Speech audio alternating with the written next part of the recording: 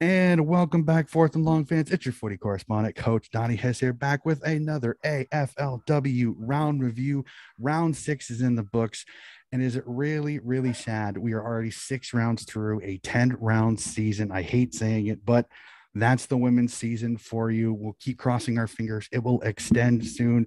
As you all know, I'm Coach Hess. And today, ladies and gentlemen, I have a very special guest. She did the preview for season 6 and a former member of the Coat Hanger podcast and a very good friend of mine, Coach Tracy Kick. And congratulations, Coach, on a premiership over the weekend. Well, thanks, Donnie, and hey, everyone. Yeah, look, we just had an amazing weekend in Adelaide for the Australian National Masters Tournament. So, yeah, awesome weekend. Absolutely, Actually. absolutely awesome. And fellow panelist who's been on the show a couple of times, Emma Phillips, was part of her team. So congratulations, Emma, if you do see this on a big win there. But we are here to talk AFLW. So really quick, Tracy, what were your thoughts on round 6? I know it's just ended come recording time. What are kind of your quick thoughts of round 6? Yeah, I think that there continues to be a few surprises, right?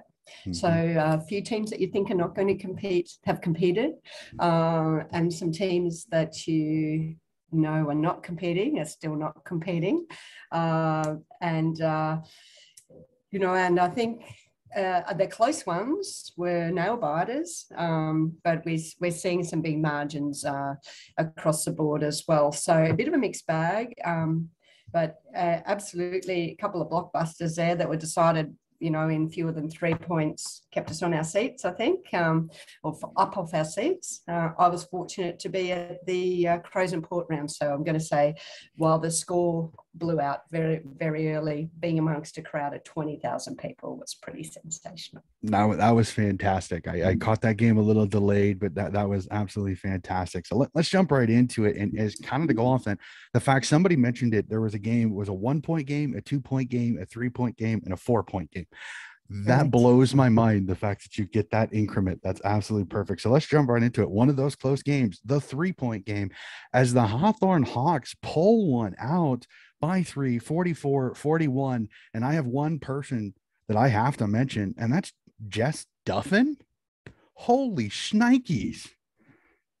Yeah, well, I think she hasn't kicked a goal, I don't think, in AFLW or not for years. I can't remember. But as a former cricketer, and of course, she went off and had a baby at some point a couple of seasons ago. But she's always had the skill and ability. You just haven't seen it, I don't think, Donnie, for a while. Well, I think a little bit of it is she has been pushed back. Like her time at North, she was really playing that full back role because I think the coaches there really wanted to use her foot skills. But this was one of those games where her contested mark and accuracy of kicking came in really, really handy when in the quarter that she kicked, they had the wind behind her back. She had a couple of absolutely fantastic marks and put it through. And really, I think was the catalyst to help this Hawks game team get a surprising win, if you'd say, after you kind of looked at them as being kind of down there with Sydney as the teams that you'd think would struggle even through the rest of the year. So got to give a huge hat tip to Jess Duffin, a fantastic game and just some masterful coaching. I mean, as a fellow coach yourself, you got to tip your hat to Beck Goddard. I mean, to be able to know you can push Jess Duffin up in the forward because you have that wind, and she paid it back in spades. Yeah, you got to take the risks, right? You got to take those risks at those times that you think you might get on top, and to kick 3 goals, 1, and 11 kicks out of her 12 possessions, as you said, just shows her kicking prowess. And yeah, all power to Beck Goddard for that master stroke. Yeah. So another win by the Hawks. We'll move to the game that you had the pleasure of seeing, though the score may not have been as beautiful as some of the games there. You got to say 20,000 people for the first ever showdown. Absolutely fantastic. A 60-point win by the Crows. And as we were saying before we turned the mics on, this Crows team, they are flexing their muscles at the point where they're showing why they are a 3-time premiership team. They are a 3-time premiership team. 100%. And look, I had the pleasure of actually watching the last 2 rounds in Adelaide, and Anne Hatchard is just blowing it out of the water at the moment. I mean, she's always good, but she's just been absolutely sensational. Yeah, Port just couldn't take it to them, unfortunately, similar to GWS the previous week, but would have liked it to be closer. But just their ball use and the way they can use the speed on their wings. They've got Stevie Lee, and then they've got Eloise Jones, and just so many options up forward, and just sweeping across the back. As you said, Chelsea Randall can play anywhere. I remember Chelsea Randall in the 2013 Nationals in Cairns. I was coaching the state New South Wales team up there, and she was playing for WA, and she probably about 19 or 20, and she absolutely ripped us up as well. So, yeah. She just shows why she is an absolute fan. And that first goal, the first goal that she kicked was absolutely elite. And just it shows you that this Crows team on their day can be absolutely a terror. Because as we were saying previous, Mike, I said Chelsea Randall has moved from her normal kind of that halfback, kind of that center half back now into the middle. And I said it's a three-headed monster. I just don't see how many coaches can stop Hatchard, Ebony Marinoff, and Chelsea Randall. And the crazy part about it is they mentioned it on the broadcast is that Hatchard's is starting to kick goals now, which is something she hadn't really done. She'd always been a little bit inconsistent kicking goals. So the fact that Ebony Marinoff and Hatchard and Randall are kicking goals from the midfield, it just makes Ash Woodland and their forward line that much more dangerous, because if they aren't kicking goals, the midfield can step up and kick. So again, absolutely fantastic for the Adelaide Crows, again, showing why they are definitely in the flag contendership. Another game that I think was a little bit of a shock result, just because of, I think we had a little bit of the hangover from the previous week, as we had kind of discussed, is GWS getting a big win over Carleton, 29-12. And again, the theme kind of goes with it. If Cora Staunton gets going, GWS goes. Yeah, absolutely. And Donnie, Henson Park is really the home of women's football in Sydney, well before the AFLW. So Giants have had success there. They beat the Bulldogs there last year. So I think their tails are up when they play there. I was really surprised though as well. And Cora, absolutely. Cora, the scorer, is the scorer. It's a bit worrying though that we're relying on Cora to kick those 3 goals. I mean, that's the difference in the game, isn't it? So still a bit of development required for the Giants. But yeah, I was totally surprised. And I don't know, I think Carlton had a couple of early injuries, but I'm not sure where that dominance came. Also, you can get quite a howling wind. I don't know what the weather conditions were like in Sydney, but you can get quite a howling wind on Henson. So I don't know if one end was favouring the scoring end. Often does there. Yeah, it doesn't look like by the score train. It doesn't look like there was a huge one. There wasn't huge swaths of goals. The Blues kicked 1 goal 6.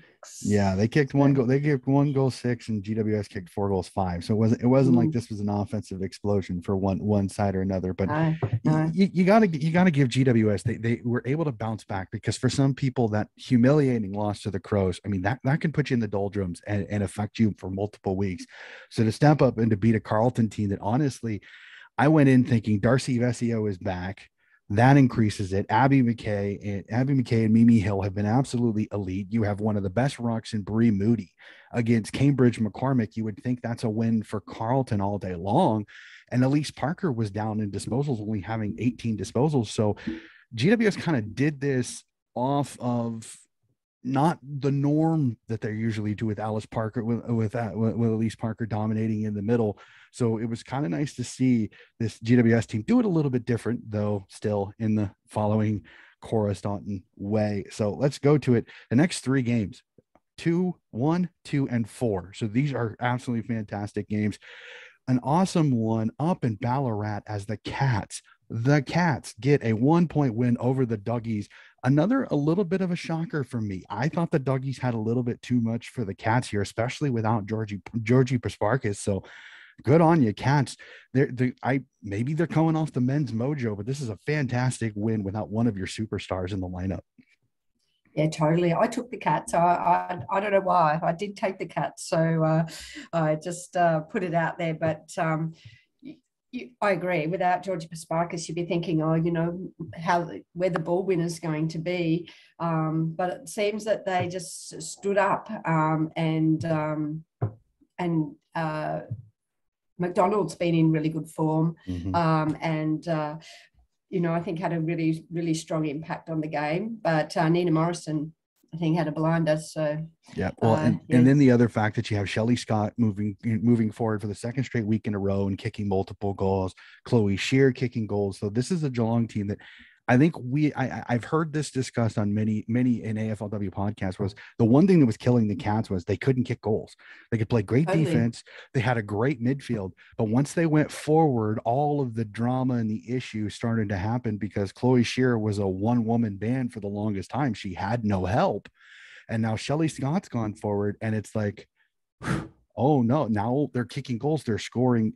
This makes this Cats teams kind of scary because again, they did this without Georgie Parker. Nina Morris has a great game. Amy McDonald, a little bit down from previous weeks, but still a great game. And their defense, they are miserly back there. Now, this is a good Doggies team, so they put up some points. I think this was a fantastic game. I think both these teams are really set to make finals just off this performance alone. But this was a fantastic game. Absolutely enjoyed watching this one up in Ballarat. That was great. We jumped to another surprise one. It went the way I tipped, but this one shocked me with this final result as the The Collingwood Magpies. competitiveness of St Kilda, right? Yeah. Well, again, because I think St Kilda, we kind of looked at it the early season. They capitalized. They played Sydney, they played Hawthorn, and they hammered them. And then they won a close game. They won a close game, and then they've kind of ran into the wall of some better clubs. So I went into this thinking, well, it's just going to continue. Collingwood, they're very, very good in most areas of the ground. Their defense is fantastic. Their midfield, scary enough, is deep, even without Britt Benici and Bree Davy. And their forward line on its day can have a ball. Well, unfortunately, as we can see on the score line, they had a ball for 12. So this game was close, but it was more on Collingwood for not kicking straight. If we're 100% honest with ourselves. Yeah, absolutely. Really interesting stat is the tackle stat. So, um, I, sorry, St Kilda won the tackle stat by quite a significant area. And as we know, Mm-hmm. tackles with contested possessions are often pretty good indicators of what's going to happen. But really interesting there was the tackles in forward 50, ferociousness of Collingwood to keep the ball inside 50. And, maybe that also reflected some of that inaccuracy, absolutely keeping that pressure on as well. But I didn't expect the Saints really to take it to Collingwood. So fantastic game. But as you said, probably could have been out a little bit further, especially with the number of inside 50s. But the kicking efficiency, 46%, 17 shots from 37 inside 50s to 12 shots from 21. Neither team really that greatly accurate, but Collingwood definitely had more of the ball. Yeah, we'll definitely have to see how this goes. But Collingwood, Eliza James, they have to give her a nice high five because her brilliant snap late in the game to get the goal Yeah, to and get her the lead. birthday, wasn't it? Yeah, I Yeah. think so. If it wasn't her birthday, it's her birthday the next day. It was one of those two. So it was absolutely thank you very much, Liza James, for most of her club members. So if she doesn't have a nice party for that, I don't know who would. So we jumped to the other. This was another game. I heavily anticipated this game. I said this could be game of the round. Gold Coast Richmond. Richmond get the 4-point win. That is 4 in a row for Richmond off the 0-2 start. And I'll pat myself on my back. This was my sleeper. This was my team that I said I thought was going to get into the finals this year because of the midfield and because of who they have there. But I don't think anybody looked at it. Elise Sharon, the rebounding halfback, has come out of nowhere, and she has been a revelation for this Richmond team was already pretty talented.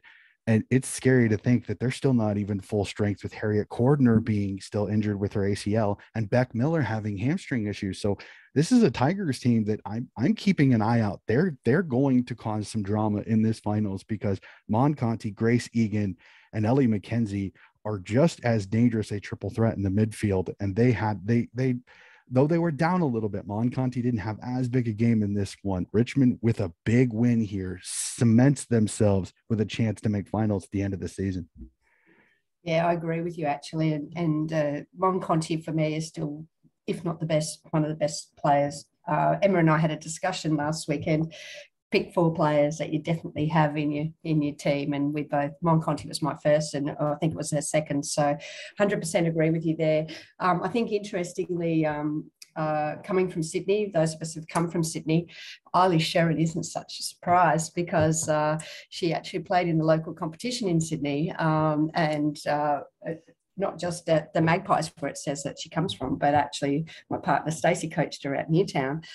So she's been around, and it was just getting some footy IQ really into Eilish, was the task.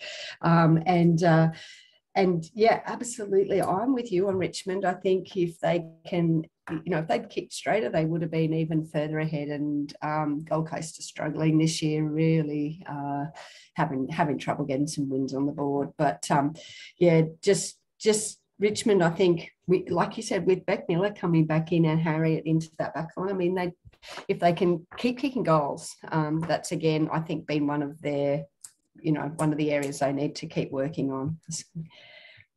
Well, I think when Katie Brennan unfortunately got an eye poke in this game, so she wasn't on the ground as much as I think she really have wanted to. And Courtney Wakefield has been pretty good. And if you get those she's been great. You get those two on the ground, I think they'll be okay. But it's just that's been Richmond's struggle this year, is that Katie Brennan has missed several with her foot injury, and then like I said, in this game she got poked in the eye, so I think she was basically playing with one eye for a good third of the game. So for Richmond, this is a huge win. Again, solidifies them in the 8. Gold Coast is still there. I wonder how this is going to go the rest of the season, because again, Drennan is playing well. Kalinda Howell, seeing her. I still wish she was a little bit more consistent playing. I'd almost love to see her get into the midfield, get her hands on the footy a little bit, because she's a player, when she has it in her hand, she can do some damage for sure. So we'll have to see how that goes. And Charlie Rowbottom, an incredible. I think she had 24 touches in this game. It led the entire in the game with most disposals, and she's a absolute beast in the middle. Fantastic to see her go. So unfortunately, with the final 3 games of the round, they weren't as close as those previous 4 games. So we'll kind of run through these a little bit quick. Brisbane Lions, again, showing why they are why they are also in that flag contention, as they took a Bombers team that I think a lot of people had started to get more and more positivity on, and they ran into the reality check that is the Brisbane Lions. Though 8-14 has to be a little annoying for Coach Starcevich, but 62 points. Wow, just wow. Yeah, and I think 5 posters, Donnie. So yep. They hit 5 posters. Their inaccuracy in front of goal, look, it bothers me a little bit, because it's week in, week out. But is it about because of that relentless, we just keep going forward, and we'll just get the results as they come? I feel like that they're a little bit coached to just keep pushing forward and take the results. But I think that inaccuracy cost them probably in the big games last year. But Ellie Anderson, first Indigenous woman to have more than 1,000 possessions. And Emmett Batesy back in really good form, and a lot of people talking about Taylor Hickey's improvement, but she's already a superstar and will continue to develop, I think. And I think that's exciting. Katie Lutkin's back for her first game since her ACL, so fairly quiet by her standards, but fantastic to see her back. You'll love to see it. The round of applause for her first disposal in the game. She got a standing ovation from the crowd there, which was fantastic. And the fact that she's back in 9 months, which is something, I guess, being over here in the States, I'm a little more used to the quicker ACL. I don't know if it's a recovery thing or what, or maybe it's a little bit more conservative when it comes to it, but the fact that she's back in 9 months is a little surprising, because you don't normally see it as much in footy. You normally see the whole year out. They don't come back until the next season. So good on her. As long as she's okay, there's no chance of injury. It's fantastic. And it just makes this Brisbane Lions team that much scarier with a solid player in Kate Ludkins, especially in the back. It just makes them that much deadlier. We go back out to Western Australia, Fremantle Oval, and a game that I say this is a game of 2 halves. The first half was absolutely competitive, absolutely neck and neck, wire. Fremantle pushed Melbourne to the brink. But after halftime, it was like Fremantle ran out of petrol tickets, and then Melbourne kind of started to take over. They get the win by 30, 66-30. This is a Fremantle team that unfortunately they have been snake bitten all year. They've had injuries. They've had all these issues there. A heck of a performance in the first half. I think they used a little too much energy to stay with this D's team, and the D's just kind of let them stay. And then eventually in the second half, all that talent, all that class, just a little too much for the Dockers. Yeah, and isn't Tyler Haynes having a good year? Also, it was great to see. I'm having a mental blank. The Freo player back out in the Melbourne jersey kicked 2 goals. Sabrina Duffy. Yep. Sabrina Duffy. Yeah, fantastic to see her back out on the after having left Freo. And jumping in and kicking those 2 for Melbourne. But yeah, I watched the first half. I didn't watch the whole game. But the first half, as you said, totally competitive. Fantastic to see. Kiara Bowers had an absolute blinder as usual. But you're right, they've been absolutely missing, especially Ebony Antonio, I think. I never say one player makes a difference, but in that machine, she can make a little bit of a difference. I'd love to see them come back. I hope they have a better back end of the season. I really hope so too. They ran into so many injuries early, and then that first game when you lose Cuthbertson and another player in like the first 10 minutes of the game in that game against Brisbane, they have just been snake bitten this year. Unfortunately, if I'm Fremantle, I kind of write this season off a little bit. You get a full regular break until next season. So unfortunately, it's just the way it goes. And then I'll pull the Band-Aid off. As most of my fans know, I am a huge Swans nuffy, and unfortunately, this one I was up. It started at 1 a.m. I was up because I have to support the girls. I know this was a tough one, 67-1, 66-point win for North. But again, call me weird. I saw a lot of positives out of this Swans team. They were competitive. They fought hard. Ella Heads, a New South Wales product, I think has been really, really, really playing well for them in the back line.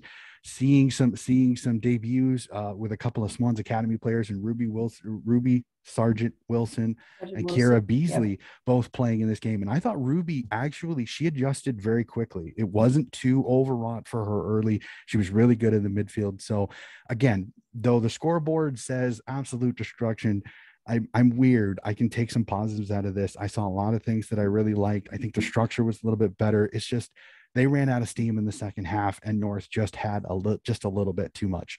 But having Montana Ham play well, having Sophia Hurley play well, having Cynthia Hamilton play well, I see a lot of positives from a young group that I think give them a full year off season to work with them. And next year for sure, I think Sydney will get a win next season. Yeah, look, I think you're right. The other thing is that with this short lead up time, I think they only just had a camp, literally during the season almost. I think it was 10 weeks. I think it was something to that. It was incredibly short. Yeah. I mean, my surprise for them is that they didn't recruit a little bit more experience to get through this season and to bring on that younger group. I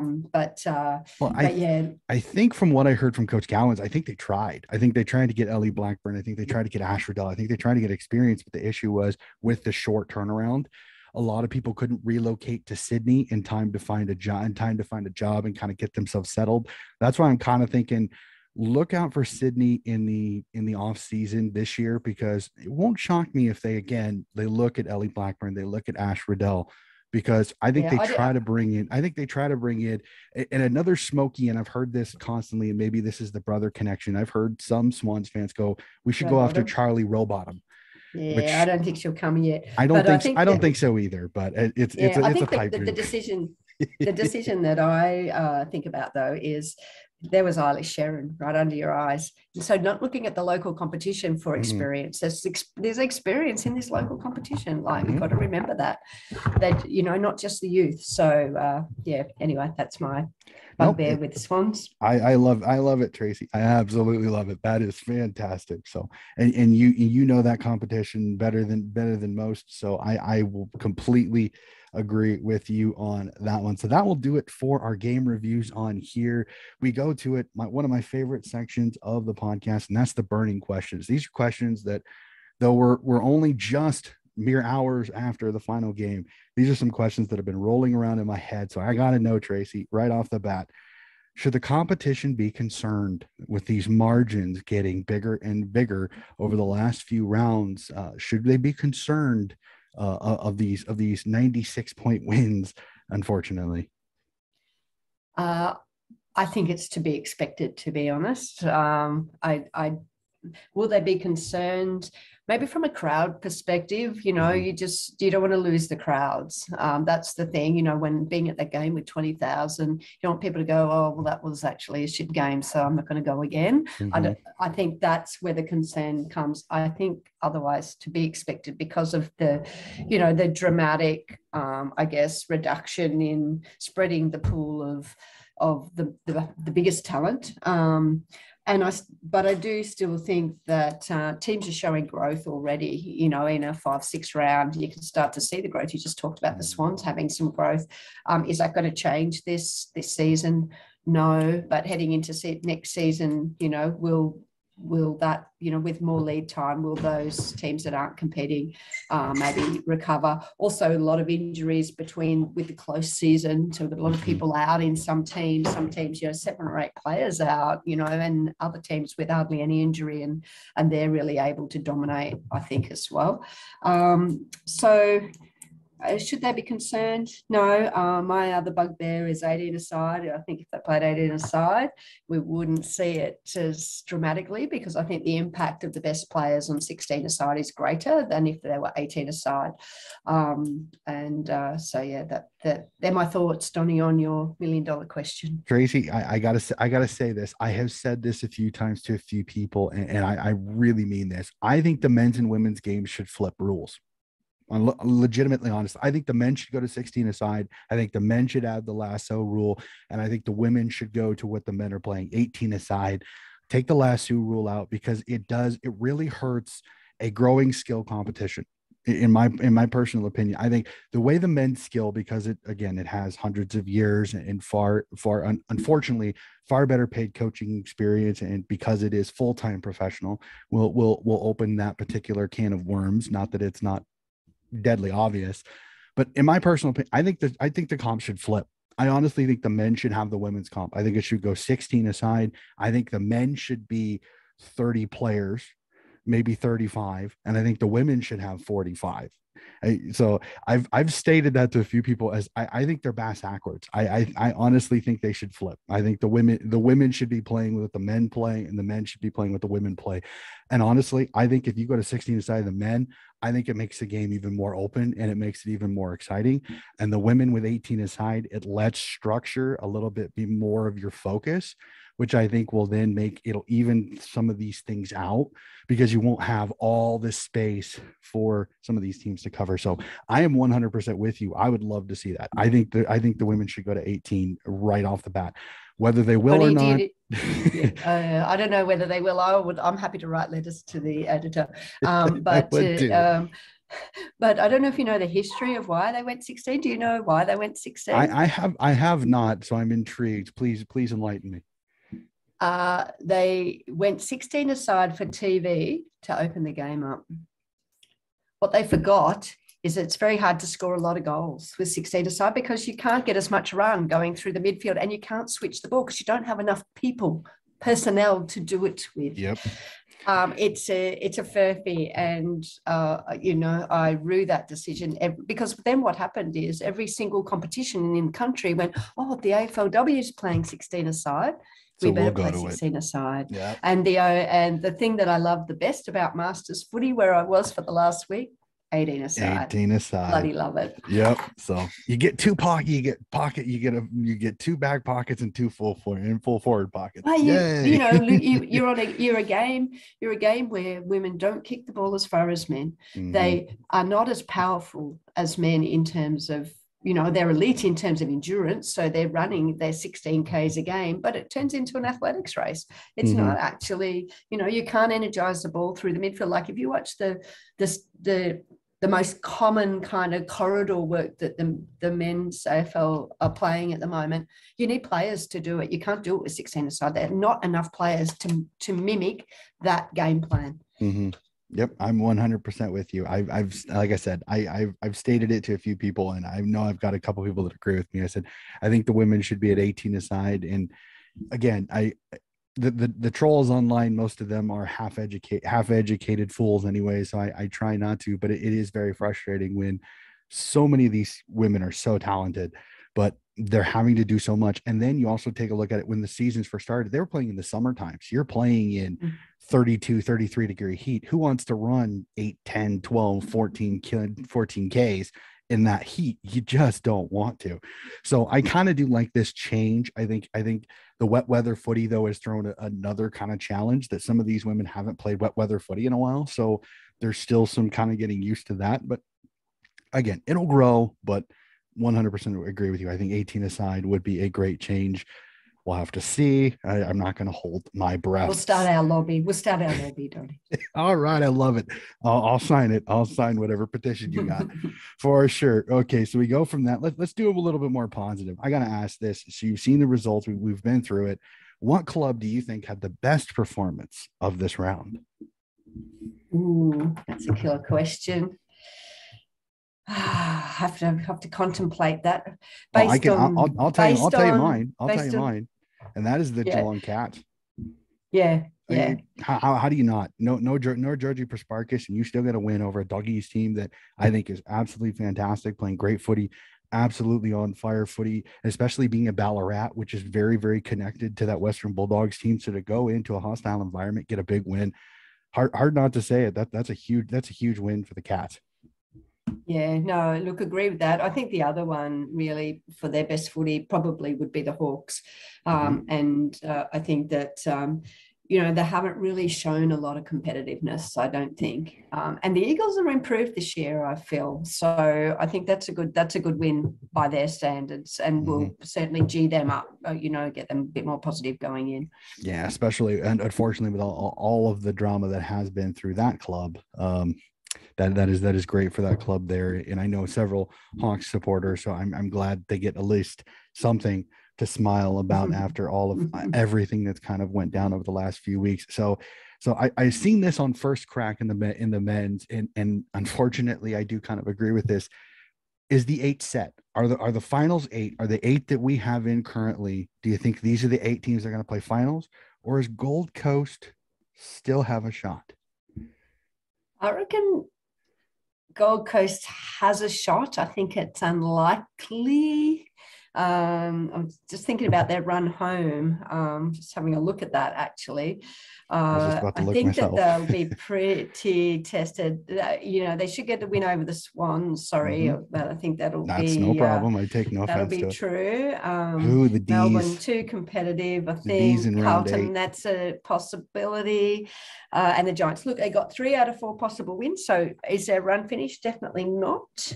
It just depends what happens and if they can keep improving. So I think they need to keep improving. I just don't think it's been their year this year. I think the loss of, Sturman and Groves Little, and a couple of the others just really stripped them back a bit. Yeah, exactly. Yeah, unfortunately, they lost a lot of their experience depth, so they went back to being a very young team. Unfortunately, they're not playing super. They're not playing super bad. I mean, but you beat a Saints team that I think everybody kind of. I think most people tipped the Saints in that one, and they came out flying in that one. But again, the Gold Coast, unfortunately, inconsistency with youth, unfortunately, does happen. So we'll end my burning questions. I got to ask this because this is a lot of fun. As I stated pre-mic, we're gonna have some fun with this. Would you rather be the list manager? Would you rather have the list as a coach? So we'll tap into your coaching of St. Kilda, Carlton, West Coast, or GWS. Well, I'm going to eliminate 2 off the bat. So.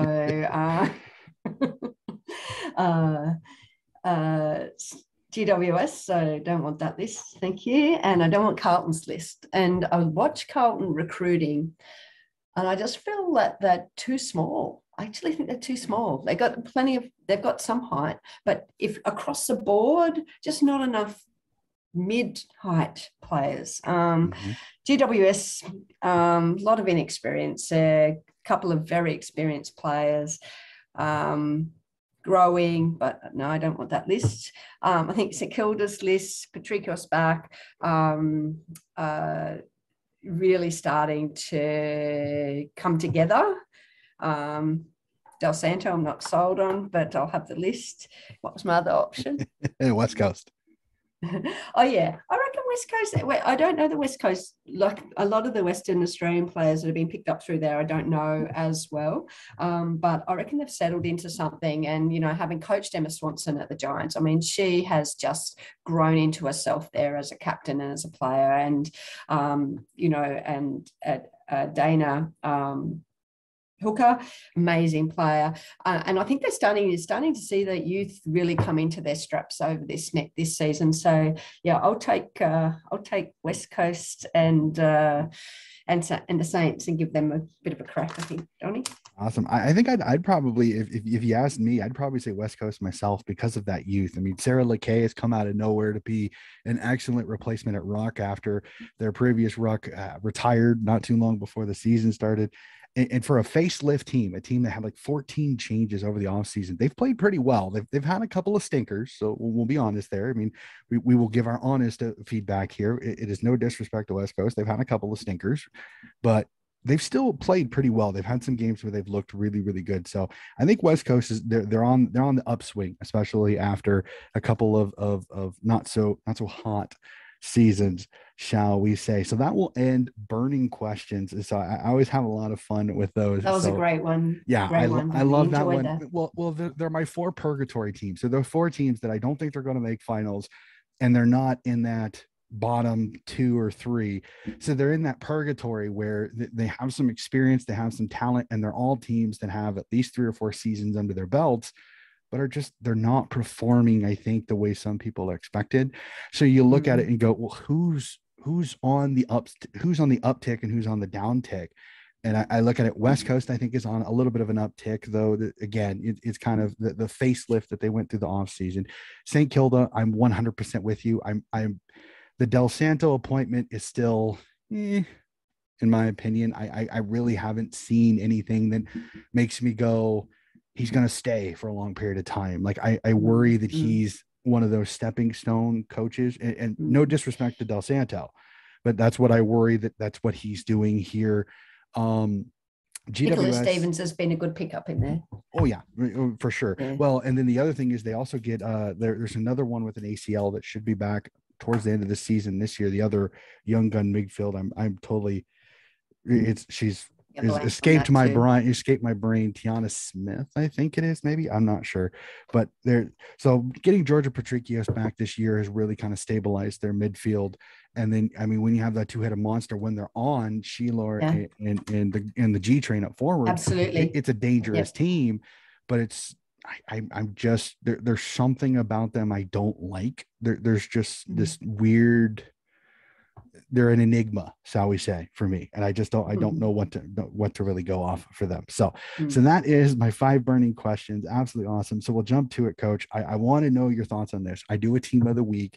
I kind of go through the performances and how teams are doing, and I pick out the 21 best players with the regular starters, just like an AFLW team. 16 on the field, which we've discussed, and then 5 on the bench. So here's how I go. So we'll do our starters. We start on defense. Again, coaches, we like defense because that's how you win championships. So start on defense, starting off, because she can play defense, because she normally plays defense, Chelsea Randall, Adelaide Crows, 3 goals. Yes, she played a lot of midfield, but she can play defense. I'm going to stick her in there.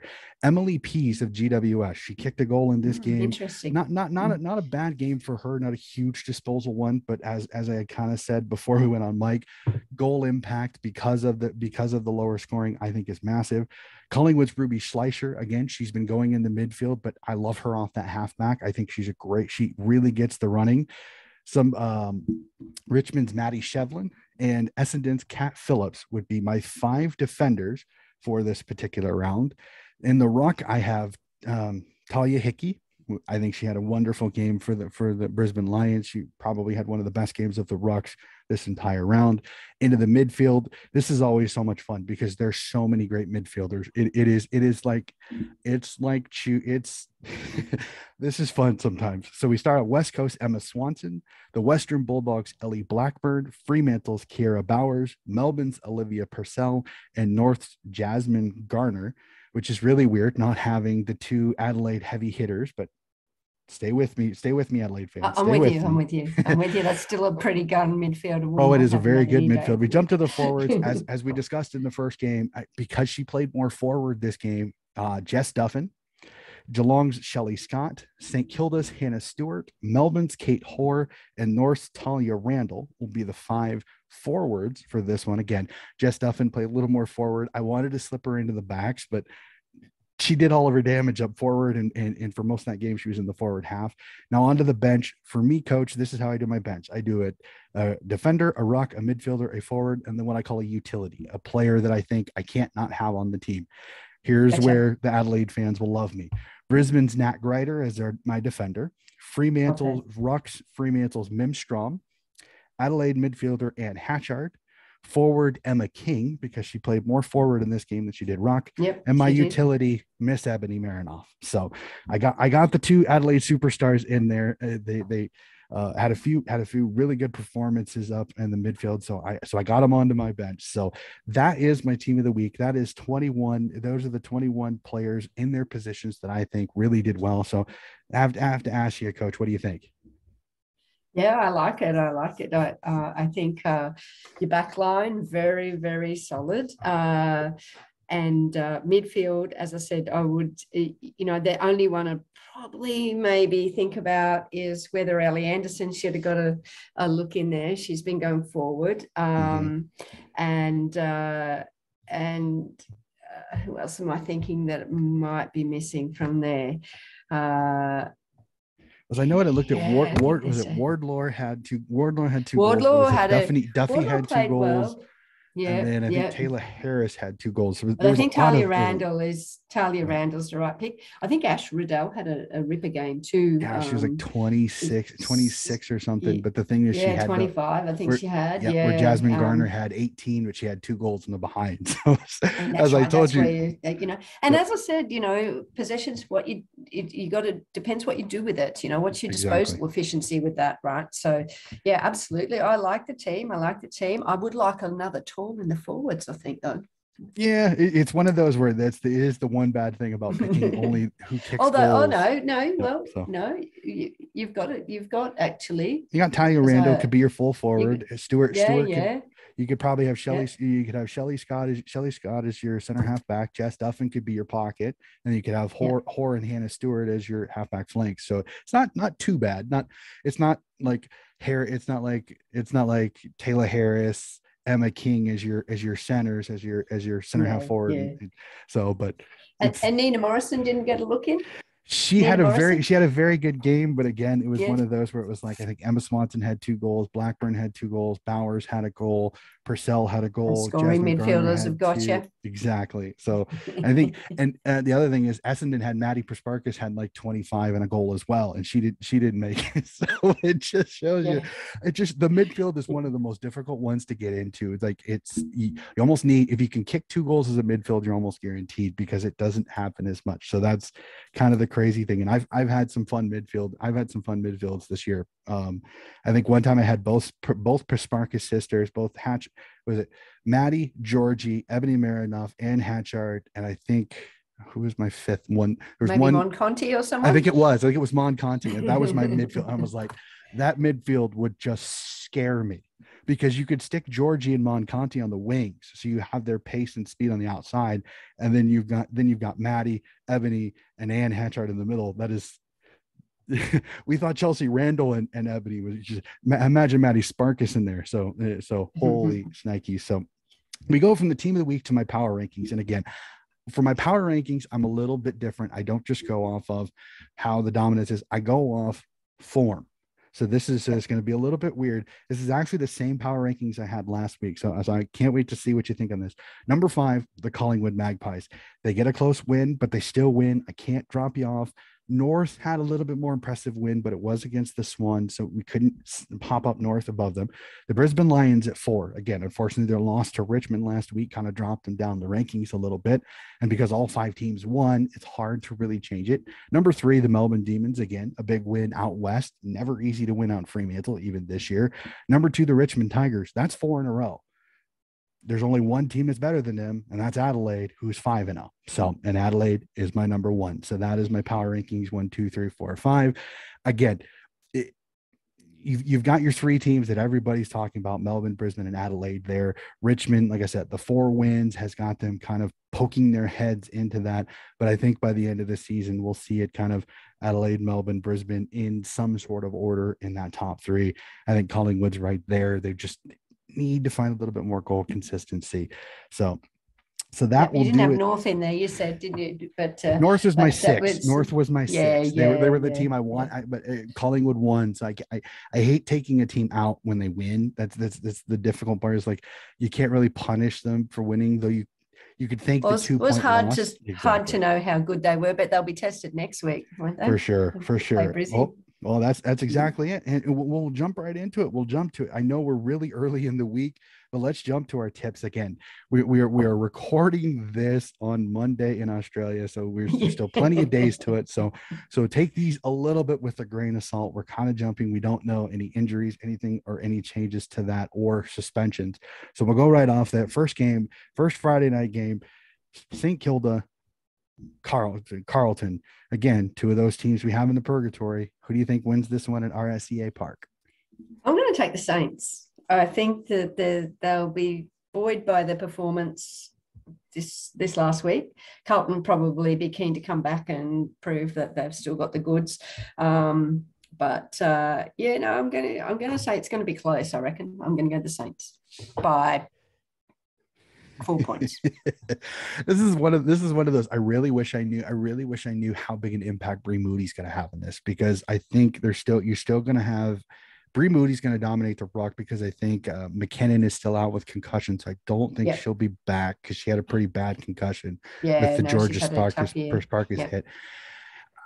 I would tip Carlton when it comes to midfield dominance, but Patricios is sneaky, and they run a lot of ladies through the midfield. I'm going to go with you. I'm going to go St. Kilda, but I'm not super confident on this one. I think this one's close. I think this is an absolute cracker to start off the weekend, because this is a couple of teams that they really both need that bounce back game. They need that game to get some confidence into them. So we'll have to see. So I'm going to tip St. Kilda with you on that one. We got Mineral Resources Park out in the West Coast. Can Richmond make it 5 in a row? They take on the West Coast Eagles. I like Richmond in this one. I like their mojo. Gab Seymour playing, as even though she's an undersized rock, played a really great game against Lauren Bella, one of the best rocks in the competition. So I think her matchup with Sarah LeKay will be an impact one. I like Richmond in this one. Yeah, I'll go Richmond as well. I think the Eagles will give it a good crack, but I think Richmond will just be a little bit too classy for them. I think a bit more experience. Yeah, it'll be a fun one for sure. Definitely. So, as you said, Henson Park, the home of women's football in Sydney, will host as the Swans take on the Gold Coast Suns. I'm with you on this one, Coach. Suns just a little too much in this one. The Suns in this one, but I think keep an eye on the Swans. I think they keep this one a little bit closer than some think. I reckon the Swans will be competitive for the first half. Like it seems like most Swans games, they're competitive through the first half, and the second half starts to go downhill. Unfortunately, they'll run with them. I think they can run with them in the first half. And you often see that with a slightly weaker side, they can apply enough pressure so people can't execute their skills. But as fatigue sets in, it just gets harder and harder to do. Yep. So. A cracking one at the start of the season, maybe has lost a little bit of its luster. The next one at Only Oval, as the Adelaide Crows take the Fremantle Dockers. What do you like in this one, Coach? No, I think the Crows will be way too strong. Like I want the Dockers to get back to their form, but the Crows just look the goods to me.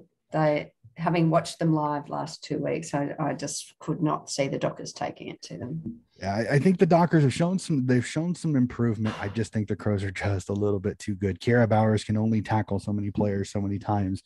And with Ann Hatchard, Ebony Marinoff in almost career best form, unfortunately, I think there's just a little too much Crows in this one. The one you talked about, Arden Street, hopefully that its surface is okay, since they had to move the last one to Punt Road.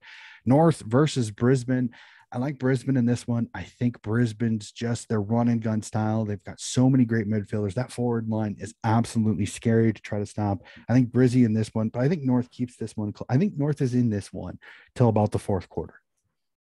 I think North is totally in this one, and I think it'll be a real telltale to see how the Lions, can the Lions kick straighter? Will they, assert their inside 50 dominance and keep that ball moving forward? I'll take the Lions, but I reckon North will give it a crack. Yeah, I completely agree with you. Back to Skybus Stadium as Hawthorn host fellow expansion side Port Adelaide. Who do you like in this one? No, I'm going to go the Hawks for sure. I think that just watching Port, there's too many holes for me yet in the Port side. It's, I think the Hawks will be buoyed by last week. They'll be up and about, and I think they'll be too strong for Port. I'm going to go the opposite. I think Aaron Phillips started to kind of find her mojo a little bit. I think Port's got that run and gun outside. I think they benefit. I think Hawthorn benefited a little bit from a West Coast lack of performance in that one. I'm going to go Port in this one.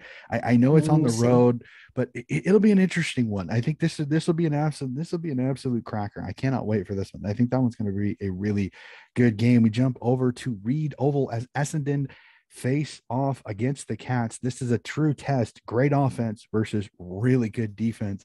I like the Cats in this one because Shelley Scott and Chloe Shear have shown they can kick goals.